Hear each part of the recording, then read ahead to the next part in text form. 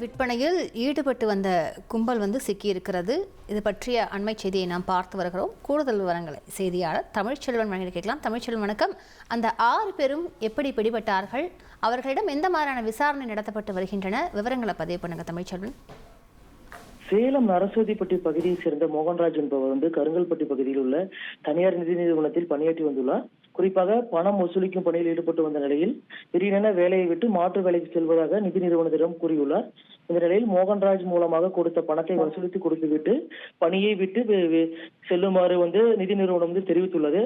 ஆனால் தொடர்பாக அவர் வசூலித்து தரமாட்டேன் என்று கூறிவிட்டு செல்வதாக கூறிய நிலையில் இரண்டு தரப்புக்கும் இடையே பிரச்சனை ஏற்பட்டுள்ளது.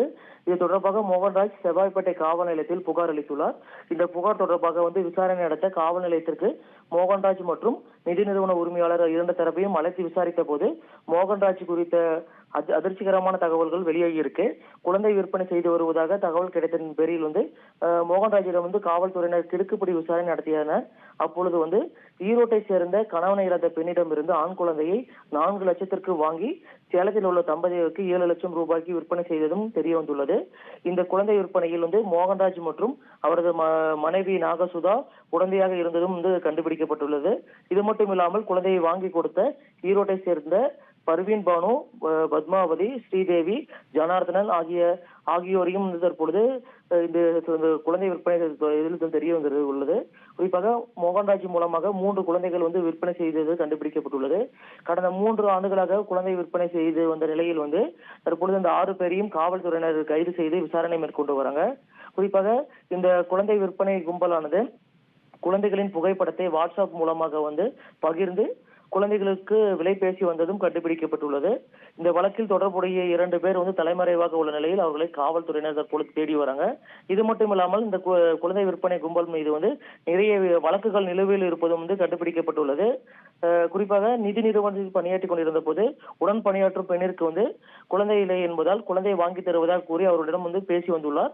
இந்த நிலையில் அது தொடர்பாக காவல் நிலையத்தில் விசாரணையின் போது நிதி நிறுவன ஊழியர் கூறியதால் தற்பொழுது இந்த குழந்தை விற்பனை கும்பலானது சிக்கியுள்ளது குறிப்பிடத்தக்கது. மேலும் இந்த 6 பேரிடம் எத்தனை குழந்தைகள் விற்பனை செய்யப்பட்டுள்ளது, மேலும் ஏதாவது இது போன்ற கும்பல்கள் உள்ளதா என்பது குறித்தும் தற்பொழுது காவல்துறையினர் விசாரணை மேற்கொண்டு வராங்க. விரிவான விவரங்களுக்கு நன்றி தமிழ்ச்செல்வன். குழந்தை விற்பனையில் ஈடுபட்டு வந்த கும்பல் சிக்கியிருக்கிறது. தொடர்பாக 6 பேரை கைது செய்து காவல்துறையினர் விசாரணை மேற்கொண்டு வருகின்றனர். இன்னும் 2 பேர் தலைமறைவாக இருக்கின்றனர். அவர்களை தேடும் பணியானது முடுக்கிவிடப்பட்டிருக்கிறது. அவர்கள் குழந்தையை வாங்கி குழந்தை இல்லாதவர்களுக்கு விற்று வந்ததும் விசாரணையில் தெரிய வந்திருக்கிறது. இது தொடர்பாக மேலும் பல்வேறு தகவல்களை காவல்துறையினர் திரட்டி வருகின்றனர். இது பற்றிய அண்மை செய்தியை நாம் பார்த்து வருகிறோம். 2.5 கோடிக்கும் அதிகமான தந்தி டிவியின் சப்ஸ்கிரைபர்ஸ் அண்ட் ஃபாலோவர்ஸ் குடும்பத்துல நீங்களும் இணையுங்க.